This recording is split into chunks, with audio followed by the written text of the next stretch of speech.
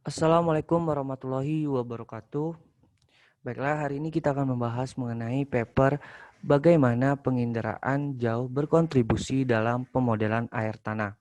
Terlebih dahulu, perkenalkan nama saya Empas Majensa dari Teknik Geologi Angkatan 2018 Kampus Indralaya. Kita mulai dengan latar belakang. Dalam pemodelan dan pengelolaan sumber daya air tanah sangatlah terhambat oleh kurangnya data, terutama di lingkungan semi kering dan gersang. Dengan infrastruktur pengamatan yang lemah, biasanya hanya sejumlah pengukuran titik yang tersedia, sedangkan model air tanah membutuhkan distribusi spasial dan temporal dari data input dan kalibrasi. Jika data tersebut tidak tersedia, model tidak dapat memainkan peran yang tepat dalam mendukung keputusan karena model tersebut terkenal kurang ditentukan dan tidak pasti. Perkembangan terkini dalam penginderaan jauh telah membuka sumber baru untuk data spasial terdistribusi. Sebagai entitas terkait transmisivitas tidak dapat diamati secara langsung dengan penginderaan jauh. Caranya harus ditemukan untuk menghubungkan kuantitas yang dapat diamati dengan data input yang diperlukan oleh model. Pengolahan data pemodelan air tanah. Konstruksi langsung dari kumpulan data masukan. Ketebalan aquifer, pengurangan derajat kebebasan dalam pemodelan air tanah terbalik, kalibrasi model air tanah dengan informasi pola pada kuantitas yang dapat diukur dengan mengindera jauh dan dihitung dari model, pengkondisian model air tanah stokastik dengan data masukan berisi dari penginderaan jauh. Metode yang digunakan dalam paper ini terdapat beberapa metode. Namun di sini kita membahas metode survei geofisika airborne, memungkinkan pengidentifikasian vegetation sesar dan tanggul, perubahan litologi dan kedalaman fitur magnetik. Informasi ini berguna dalam membangun model konseptual aquifer yang lebih realistis. Aquifer yang terkotak-kotak oleh tanggul dan sesar akan berperilaku berbeda dari aquifer yang tidak memiliki V panduan OE. Survei gravitasi yang ditanggung ruang angkasa seperti misi pemulihan gravitasi dan eksperimen iklim GRAC dapat digunakan untuk mendeteksi perubahan temporal dalam total penyimpanan air permukaan dan air tanah.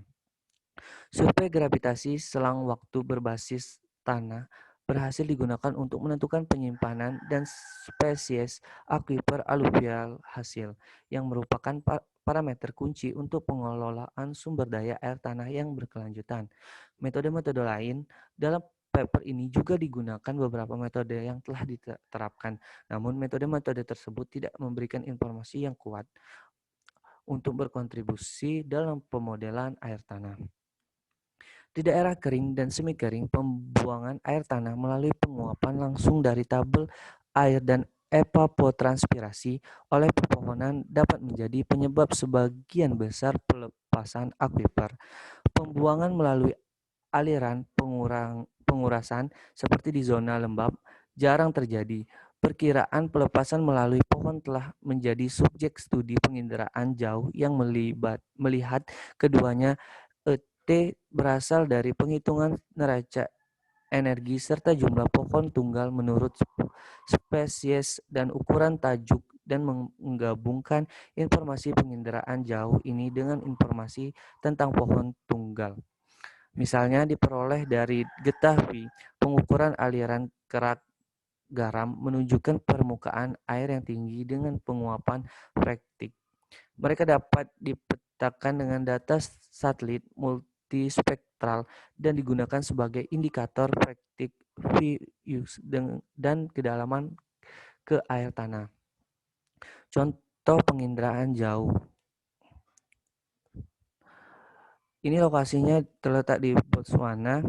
Latar belakang gambar B dan C mewakili pola evapotranspirasi rata-rata tahunan, merah singkatan tinggi, hijau untuk moderat dan biru untuk tingkat evapotranspirasi yang rendah, di mana S0 adalah penyimpanan, H kepala hidrolik, T waktunya, K tensor konduktivitas hidrolik, dan W distribusi sumber dan sink.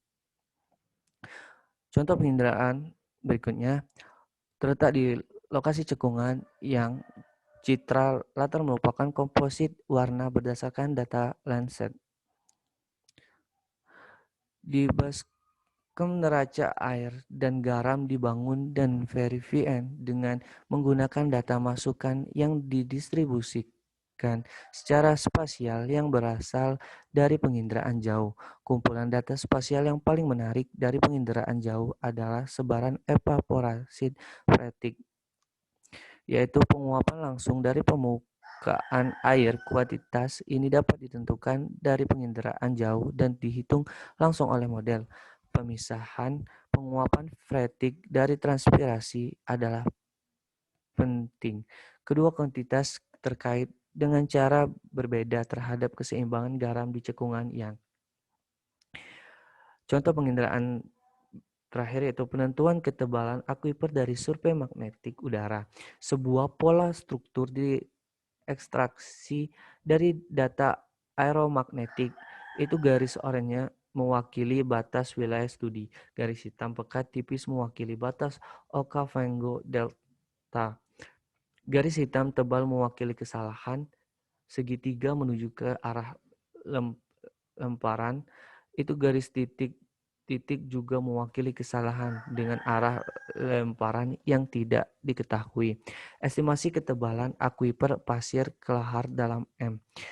Dalam gambar tersebut menggunakan analisis kelurusan dengan menggunakan aeromagnetik, foto udara, dan citra satelit. Terlihat akuifer Kenya sangat terkotak-kotak oleh tanggul intrusi.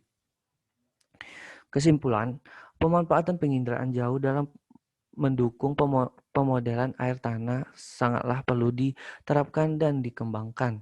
Dalam penerapan, kemungkinan utama adalah penggunaan data penginderaan jauh untuk membuat beberapa set parameter input yang didistribusi secara spasial untuk model. 2. Membatasi model selama kalibrasi dengan data yang didistribusi secara spasial yang berasal dari penginderaan jauh. Pada keduanya, model dapat ditingkatkan secara konseptual dan kuantitatif. Dengan menggunakan penginderaan jauh sangat membantu dalam pengumpulan data. Namun, parameter yang dapat langsung diakses dengan penginderaan jauh sering kali bukan yang dibutuhkan dalam model air tanah.